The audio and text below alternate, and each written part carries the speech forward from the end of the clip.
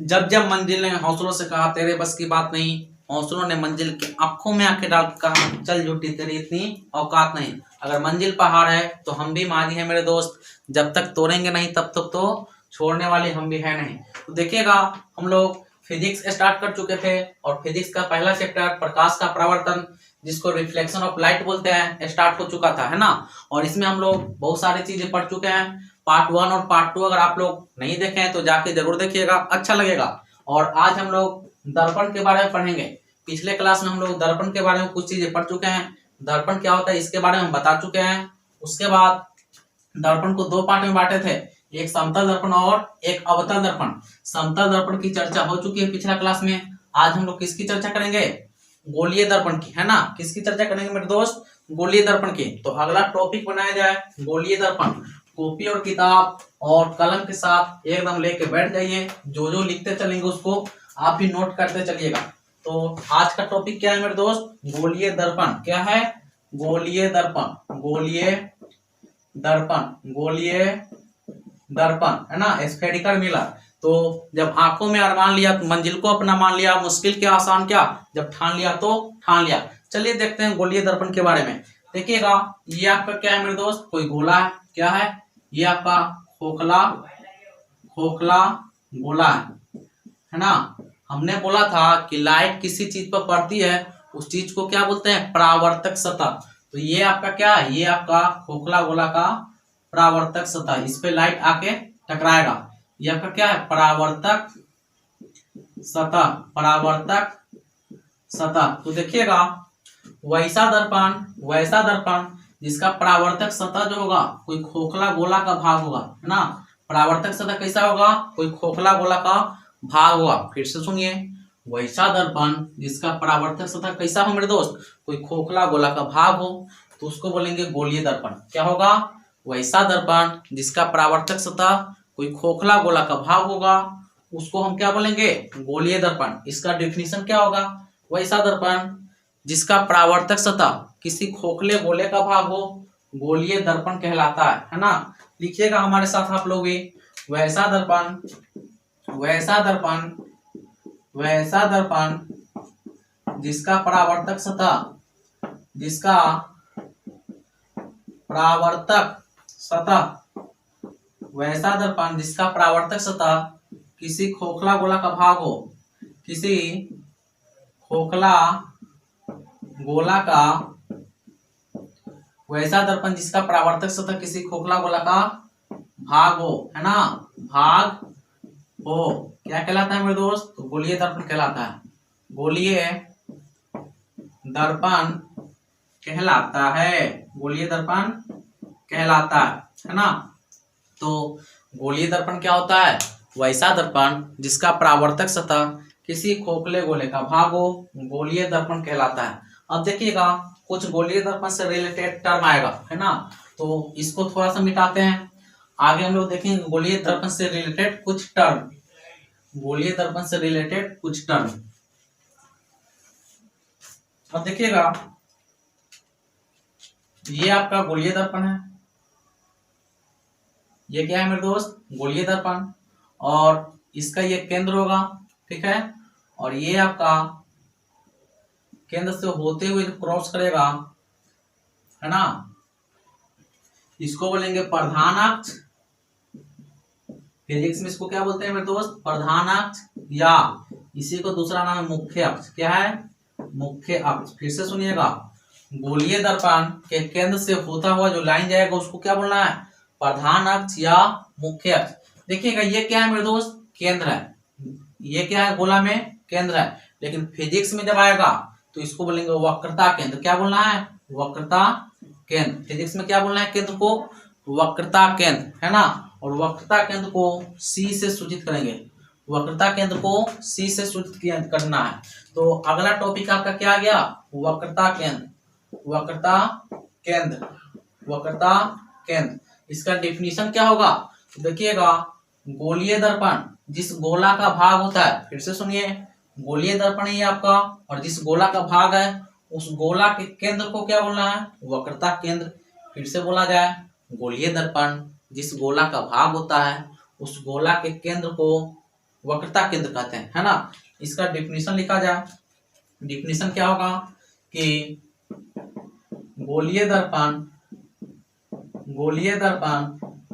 जिस गोला का भाग होता है, जिस गोला का भाग होता है, गोलीय दर्पण जिस गोला का भाग होता है उस गोला के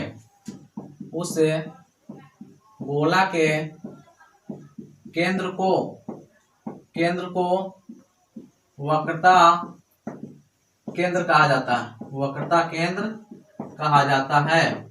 उस गोला के केंद्र को वक्रता केंद्र कहा जाता है। और वह वक्रता केंद्र को सी से सूचित करेंगे। वक्रता केंद्र को सूचित किससे करना है?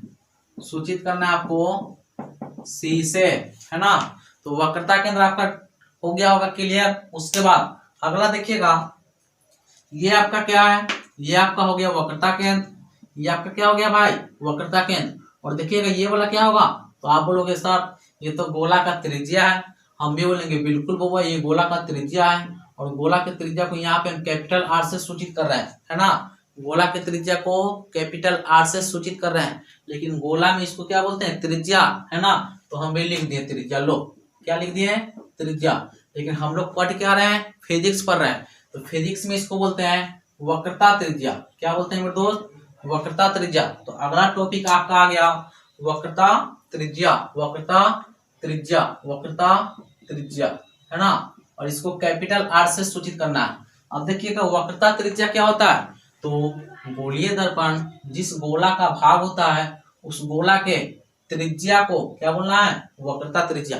फिर से सुना जाए, गोलीय दर्पण जिस गोला का भाग होता है उस गोला के त्रिज्या को वक्रता त्रिज्या कहा जाता है ना। इसका डेफिनेशन क्या होना चाहिए कि गोलीय दर्पण जिस गोला का भाग होता है उस गोला के त्रिज्या को वक्रता त्रिज्या कहा जाता है ना। वक्रता त्रिज्या कहा जाता है। और वक्रता त्रिज्या को सूचित किससे करना है मेरे दोस्त? कैपिटल आर से, कैपिटल आर से। तो आपको वक्रता केंद्र और वक्रता त्रिज्या में कोई दिक्कत नहीं होना चाहिए। उसके बाद देखिएगा ये आपका होता है वो ध्रुव। ये क्या होता है? इसको बोलना है फिजिक्स में ध्रुव। इंग्लिश में इसको पोल बोलेंगे, इसलिए इसको पी से सूचित करते हैं। किससे सूचित करते हैं? पी से। अब देखिएगा ये आपका हो गया ध्रुव। ये वाला यहाँ से यहाँ तक की त्रिज्या को वक्रता त्रिज्या, ये वाला बिंदु वक्रता केंद्र।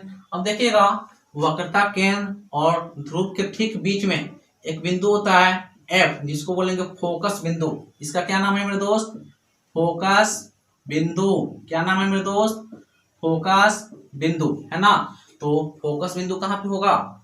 वक्रता केंद्र और ध्रुव के ठीक बीच में। अब देखिएगा फोकस बिंदु और ध्रुव के बीच की जो दूरी होगा इसको बोलेंगे फोकस दूरी। क्या बोलना है इसको? फोकस दूरी। और इसको एफ से सूचित करेंगे, स्मॉल एफ से। इसका नाम हो गया फोकस दूरी, फोकस दूरी। और देखिएगा अगर एफ जो है ठीक बीच में है सी और पी के, तो ई वाला जितना होगा उतना ही ई वाला होगा, है ना। तो हम ऐसा बोल सकते हैं कि ई पूरा का आधा ई वाला होगा, है ना। तो फोकस दूरी टॉपिक बनाया जाए। अगला टॉपिक क्या आएगा मेरे दोस्त? फोकस दूरी। तो आगे आपका आता है फोकस दूरी, फोकस दूरी, फोकस दूरी। तो अगला टॉपिक बना लिया जाए फोकस दूरी क्या होता है? फोकस दूरी ना, है ना। तो अगला टॉपिक फोकस दूरी, फोकस दूरी, है ना। फोकस दूरी, है ना। फोकल लेंथ इंग्लिश में बोलेंगे। अब देखिएगा फोकस दूरी होता क्या है? तो फोकस दूरी बोलिएगा गुरुजी कि वक्रता त्रिज्या के आधा को क्या बोलेंगे? फोकस दूरी। लिखा जाए इसका डेफिनेशन कि वक्रता त्रिज्या कैपिटल आर से सूचित करेंगे के आधा को फोकस दूरी कहा जाता है, फोकस दूरी कहा जाता है, फोकस दूरी कहा जाता है, फोकस दूरी कहा जाता है। वक्रता त्रिज्या के आधा को फोकस दूरी। और फोकस दूरी को सूचित किससे करना है?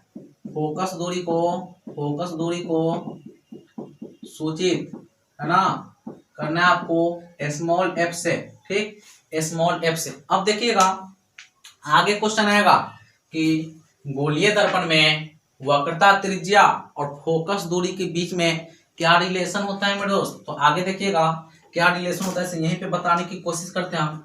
बहुत देखो ई वाला जितना है उतना ही ई वाला, हम अगर इसको स्मॉल एफ बोले हैं तो इसको भी स्मॉल एफ बोल सकते हैं क्या? बिल्कुल बोल सकते हैं। यानी कि कैपिटल आर के बराबर हम क्या लिख सकते हैं? ई वाला एफ जोड़ ई वाला एफ मिलकर टोटल आर बन जाएगा। तो स्मॉल एफ जोड़ स्मॉल एफ यानी कि आर इक्वल टू एगो एफ और एगो एफ मिलके दो गो एफ, और यहाँ से आर का फॉर्मूला बन गया दो गो एफ, या एफ का मान निकालिएगा तो आर बटा में 2। आगे क्वेश्चन क्या पूछेगा कि गोलीय दर्पण के वक्रता त्रिज्या और फोकस दूरी के बीच में क्या रिलेशन होता है? तो आर बराबर 2f बोल सकते हैं, या f बराबर आर बटा में 2। आगे इसको भी छापिए। आगे इसको छापना क्या है कि गोलीय दर्पण के वक्रता त्रिज्या गोलीय दर्पण के वक्रता त्रिज्या और फोकस दूरी के बीच संबंध क्या होता है? संबंध मेरे दोस्त, तो आर बराबर 2f याद रखिएगा, या f बराबर आर बटा में 2। आर क्या है मेरे दोस्त? तो वक्रता त्रिज्या है। f क्या है मेरे दोस्त? तो फोकस दूरी है। तो इस तरीका से आपका छोटा छोटा जो टर्म था उसको हमने लगभग क्लियर करने की कोशिश की। फिर से एक बार देखते हैं क्या क्या हमने बताया अभी तक। तो अभी फिर से थोड़ा सा रिवीजन कर लो, उसके बाद आगे हम लोग गोलीय दर्पण के प्रकार के बारे में जानेंगे, है ना।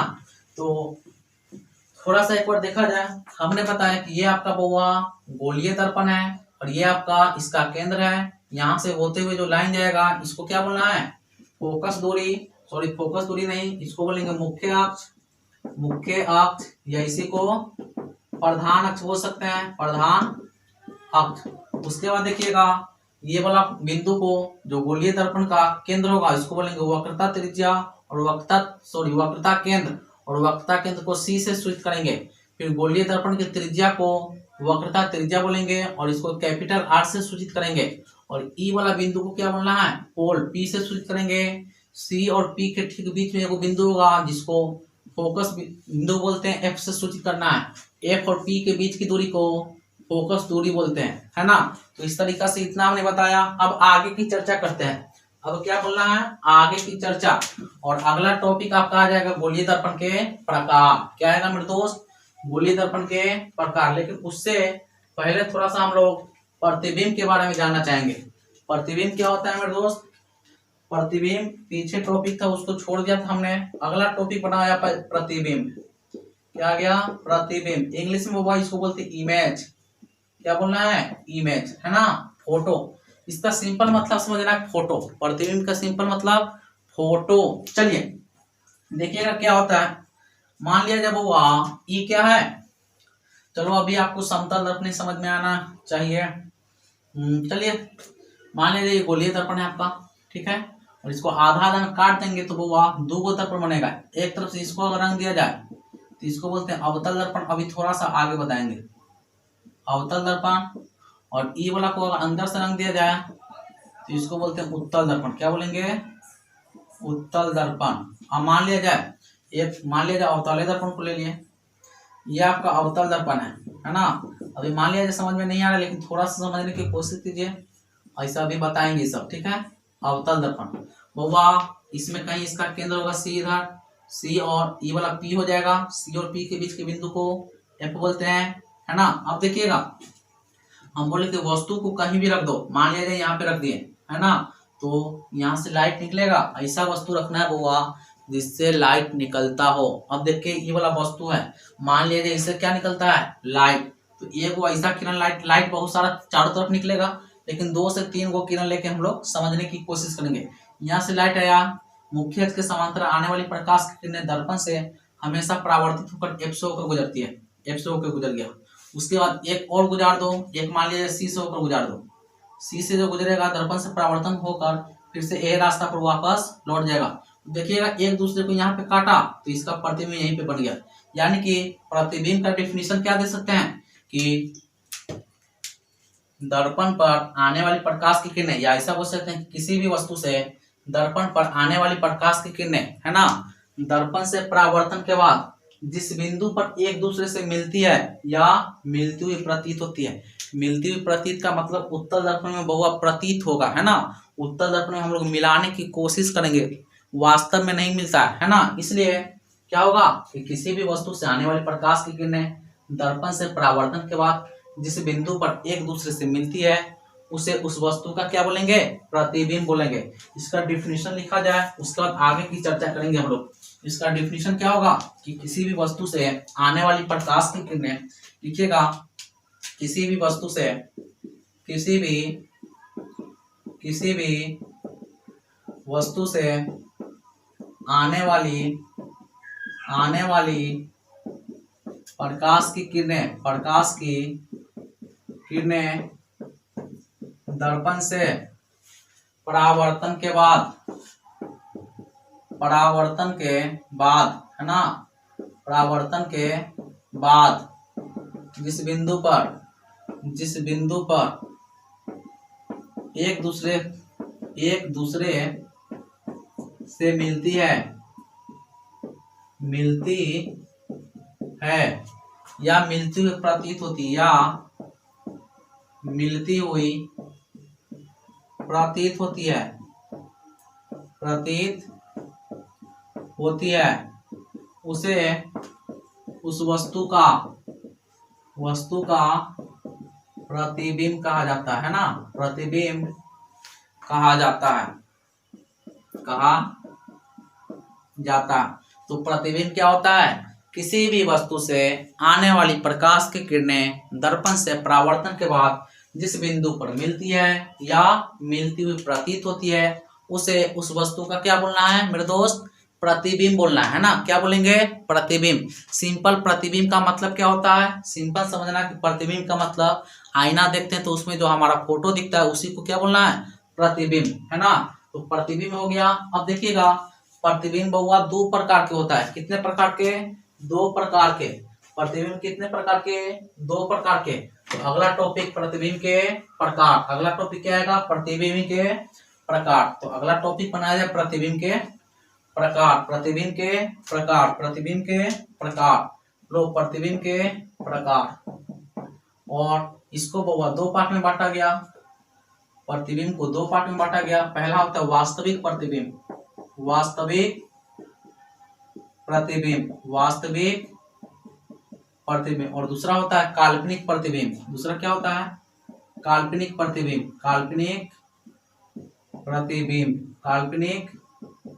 प्रतिबिंब, है ना। पहला वास्तविक, दूसरा काल्पनिक। अब देखिएगा ये आपका, देखिएगा मान लीजिए ये कौन सा दर्पण है, अवतल दर्पण। कौन सा दर्पण है, अवतल। अभी आपको ये दर्पण समझ में नहीं आ रहा होगा, लेकिन फिर भी थोड़ा सा समझने की कोशिश कीजिएगा। यहाँ पे ये P होता है, इन्हें कहीं इसका C केंद्र होगा, C और P के ठीक बीच में F होगा, है ना। अब देखिए मान लीजिए अभी यहाँ पे हमने वस्तु को रखा था, दर्पण से आएगा यहाँ से लाइट, और यहाँ से और भी कहीं से निकलेगा। पहला नंबर तो मुख्य अक्ष, इसको बोलना है, इसको क्या बोलना है, मुख्य अक्ष या प्रधान अक्ष।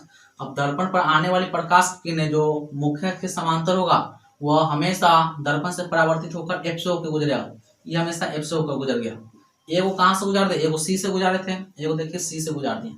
तो देखिएगा दर्पण से परावर्तन पर फिर से इसी रास्ते पर आ जाएगा, और ये एक दूसरे से कहाँ पे मिल जाएगा, यहाँ पे। तो देखिएगा ये जो किरण है ये एक दूसरे को वास्तव में यहाँ पे काटा है ना, वास्तव में काटेगा तो इसको बोलेंगे वास्तविक प्रतिबिंब। क्या बोलना है, वास्तविक प्रतिबिंब। तो देखिए इसका डेफिनेशन क्या होगा कि किसी भी वस्तु से आने वाली प्रकाश की किरणें दर्पण से परावर्तन के बाद एक दूसरे को वास्तव में काटता है तो उसको कौन सा प्रतिबिंब बोलना है, वास्तविक प्रतिबिंब। कौन सा बोलना है मेरे दोस्त, वास्तविक प्रतिबिंब। तो इसका डेफिनेशन लिखा जाए कि किसी भी वस्तु से आने वाली प्रकाश की किरणें, लिख सकते हैं आप लोग अपने से भी, किसी भी वस्तु से आने वाली प्रकाश की किरणें दर्पण से परावर्तन के बाद, किसी भी वस्तु से आने वाली प्रकाश की किरणें किसी भी वस्तु से आने वाली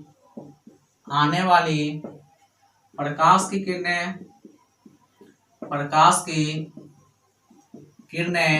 दर्पण से परावर्तन के बाद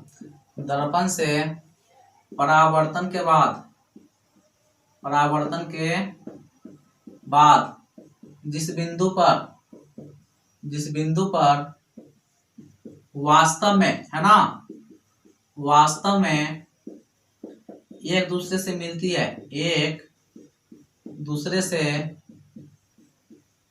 मिलती है, उसे क्या बोलना है, उसे वास्तविक प्रतिबिंब कहा जाता है। वास्तविक प्रतिबिंब कहा जाता है, प्रतिबिंब कहा जाता है ना। उसको कौन सा प्रतिबिंब बोलेंगे मेरे दोस्त, वास्तविक प्रतिबिंब, वास्तविक प्रतिबिंब। अब देखिएगा वास्तविक प्रतिबिंब तो हो गया, अब देखिएगा जो भी वास्तविक प्रतिबिंब बनेगा वो हमेशा क्या होगा, उल्टा होगा। वास्तविक प्रतिबिंब हमेशा उल्टा होता है, वास्तविक प्रतिबिंब हमेशा कैसा होता है मेरे दोस्त, उल्टा। तो आगे एरो में लिख सकते हैं, एरो में क्या लिखना है कि वास्तविक प्रतिबिंब, वास्तविक प्रतिबिंब हमेशा वस्तु के अपेक्षा, वस्तु के अपेक्षा उल्टा प्रतिबिंब बनाता है, उल्टा प्रतिबिंब बनाता है, उल्टा प्रतिबिंब बनाता है। सिंपल समझो कि वास्तविक प्रतिबिंब जब भी बनेगा तो आप अगर आईना देखते हैं तो आपका फोटो उल्टा नजर आएगा। जैसे में अगर आप सीधे खड़े हैं, आपका पैर नीचे है तो वास्तविक बनेगा, तो आपको आईना में पैर ऊपर दिखाई देगा और मुंह नीचे दिखाई देगा। इसका मतलब क्या हुआ कि आपका फोटो जो बन रहा है उल्टा बन रहा है, इसी को वास्तविक प्रतिबिंब बोलेंगे। वास्तविक प्रतिबिंब हमेशा कैसा फोटो बनाएगा, उल्टा फोटो बनाएगा। अगला आता है आपका इसका गुण कि वास्तविक प्रतिबिंब को पर्दा पर प्राप्त किया जा सकता है ना। वास्तविक प्रतिबिंब को, वास्तविक प्रतिबिंब को पर्दा पर, पर्दे पर प्राप्त किया जा सकता है, प्राप्त किया जा सकता है, प्राप्त किया जा सकता है। वास्तविक प्रतिबिंब को क्या कर सकते हैं आप, पर्दा पर प्राप्त कर सकते हैं। तो इस तरीका से वास्तविक प्रतिबिंब भी होता है, खत्म। अगला आपका आता है काल्पनिक प्रतिबिंब, या उसी का दूसरा नाम है आभासी प्रतिबिंब। तो आभासी प्रतिबिंब के बारे में थोड़ा सा जान लेते हैं, है ना। आभासी प्रतिबिंब के बारे में थोड़ा सा जान लेते हैं। रख हौसला वो मंजर भी आएगा, प्यासे के पास चलकर समंदर भी आएगा। क्या बोले कि रख हौसला वो मंजर भी आएगा, प्यासे के पास चलकर समंदर भी आएगा, थक कर न बैठे मंजिल के मुसाफिर, मंजिल भी मिलेगी और मिलने का मजा भी आएगा। तो देखिएगा आप काल्पनिक प्रतिबिंब, काल्पनिक प्रतिबिंब क्या होता है, ये लीजिए आप उत्तल दर्पण, कौन सा दर्पण ले लिए, उत्तल दर्पण। ये आपका क्या हो गया, उत्तल दर्पण। अगर उत्तल दर्पण है तो इसका केंद्र इधर की ओर होगा। ये आपको अभी समझ में नहीं आ रहा होगा, लेकिन याद रखिए आगे आएगा ये टॉपिक स्पेशली। यहाँ पे कहीं एफ होगा और यहाँ तो पी है ही। अब देखिएगा वस्तु हमेशा इधर ही रखाएगा। वस्तु से आने वाली प्रकाश की किरण अगर मुख्य अक्ष के समांतर है तो दर्पण से परावर्तन के बाद कहाँ से होकर गुजरेगा, एफ से। लेकिन देखिएगा ये तो यहाँ से टकराएगा और इस तरीका से इधर भागेगा, लेकिन इधर वाला वस्तु को लगेगा कि वस्तु, यहाँ वाला आदमी को क्या लगेगा कि प्रतिबिंब जो आ रहा है, फोटो किरण जो आ रहा है, लाइट इधर से आ रहा है ना, क्योंकि लाइट तो हमेशा सीधा चलता है। अब देखिएगा एक और किरण यहाँ से गुजरते हैं पी से, ये दर्पण से परावर्तन के बाद प्रकाश के परावर्तन के नियम का पालन करते हुए दूसर का तरफ से लौट जाता है। देखिएगा इधर जो आदमी बैठल होगा उसको तो लगेगा कि प्रकाश सीधा आ रहा है, अर्थात इधर से आ रहा है। तो देखिएगा यहाँ पे एक दोनों मिल गया, है ना। तो यहाँ अगर इसका नाम ए बी था तो ये भी ए बी है ना। अब देखिएगा इसका बहुआ फोटो वास्तव में एक दूसरे को काटा है कि हम लोग कल्पना किए हैं, तो बोलिएगा कल्पना किए हैं गुरुजी, वास्तव में नहीं काटा। और देखिए इसका ए नीचे है, इसका भी ए नीचे है, अर्थात इसमें जो फोटो बना है सीधा बन गया, है ना। तो देखिएगा काल्पनिक प्रतिबिंब क्या होता है, तो किसी भी वस्तु से आने वाली प्रकाश की किरणें दर्पण से परावर्तन के बाद जिस बिंदु पर मिलती हुई प्रतीत होती है ना, वास्तव में नहीं मिलती है, मिलती हुई प्रतीत होती है ना, उसको क्या बोलना है, काल्पनिक प्रतिबिंब। और काल्पनिक प्रतिबिंब कैसा फोटो बनाएगा, हमेशा सीधा फोटो बनाएगा, ठीक है। और इसको देखिएगा काल्पनिक प्रतिबिंब को टूटा रेखा से दर्शा रहे हैं। कैसा रेखा से दर्शाते हैं, टूटा हुआ रेखा से। तो यही सब गुण है काल्पनिक प्रतिबिंब का, इसको लिखा जाए। काल्पनिक प्रतिबिंब का डेफिनेशन लिखिएगा। काल्पनिक प्रतिबिंब का डेफिनेशन है बुआ कि किसी भी वस्तु से आने वाली प्रकाश की किरणें आने वाली प्रकाश की किरणें दर्पण से परावर्तन के बाद, दर्पण से परावर्तन के बाद जिस बिंदु पर एक दूसरे से मिलती हुई प्रतीत होती है उसे क्या बोलना है? उसे उस वस्तु का क्या बोलेंगे? तो काल्पनिक प्रतिबिंब कहेंगे। उस वस्तु का काल्पनिक प्रतिबिंब कहा जाता है ना, काल्पनिक प्रतिबिंब कहा जाता है। अब देखिएगा, काल्पनिक प्रतिबिंब का दूसरा का नाम भी है बउआ। तो काल्पनिक प्रतिबिंब को कौन सा नाम से जानते हैं? आभासी प्रतिबिंब। आगे लिखिएगा, काल्पनिक प्रतिबिंब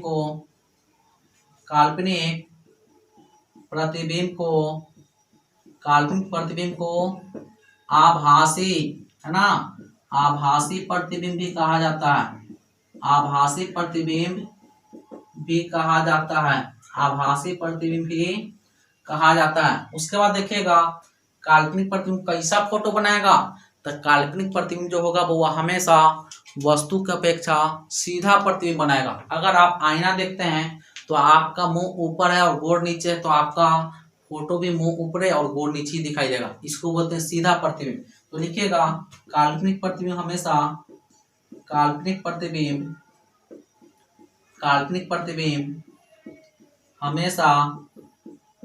वस्तु की अपेक्षा सीधा प्रतिबिंब बनाता है। सीधा प्रतिबिंब बनाता है ना। काल्पनिक प्रतिबिंब हमेशा वस्तु की अपेक्षा सीधा प्रतिबिंब बनाता है। उसके बाद काल्पनिक प्रतिबिंब को हम लोग पर्दा पर प्राप्त नहीं कर सकते हैं, है ना। काल्पनिक प्रतिबिंब को पर्दा पर प्राप्त नहीं कर सकते हैं, लेकिन वास्तविक को कर सकते हैं, है ना। तो आगे इसको लिखा जाए कि काल्पनिक प्रतिबिंब को पर्दा पर प्राप्त नहीं किया जा सकता। काल्पनिक प्रतिबिंब को पर्दा पर प्राप्त नहीं किया जा सकता।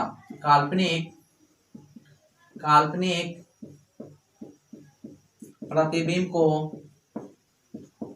पर्दे पर प्राप्त नहीं किया जा सकता, नहीं किया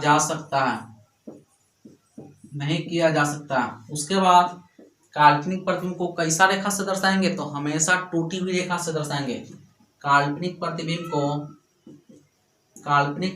को हमेशा टूटी हुई रेखा से दर्शाया जाता है।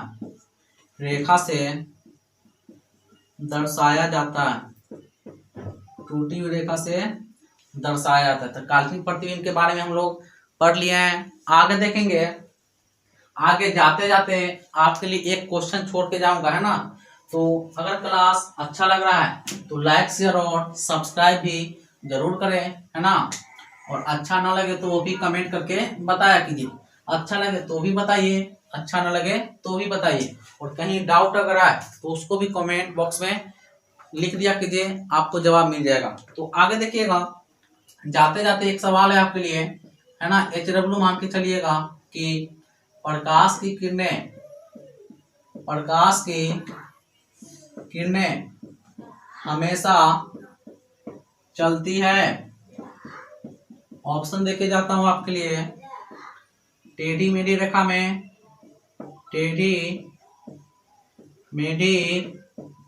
रेखा में, बी नंबर में सीधी रेखा में, सीधी रेखा में, सी नंबर में दोनों और डी नंबर में इनमें से कोई नहीं। एक और क्वेश्चन है आपके लिए कि प्रकाश की चाल सबसे अधिक कहाँ होगा, है ना। उसके बाद प्रकाश की चाल सबसे अधिक कहाँ होगा, और निर्वात में प्रकाश की चाल कितना होता है। निर्वात में प्रकाश की चाल कितना होता है। और लास्ट एक क्वेश्चन है आपके लिए क्या कि प्राथमिक रंग कौन कौन से है ना। ये आपका अभी 2022 का जो एग्जाम हुआ है इसमें आया था। तो प्राथमिक रंग कौन से है उसको आपको लिख देना है कमेंट बॉक्स में। अगर आए तो भी ना आए तो भी कमेंट बॉक्स में लिखिएगा। इसका आंसर आपको अगले क्लास में देने की कोशिश करेंगे या कमेंट बॉक्स में ही बता देंगे, है ना। क्लास अच्छा लगे तो लाइक शेयर और सब्सक्राइब जरूर करें। Thank you.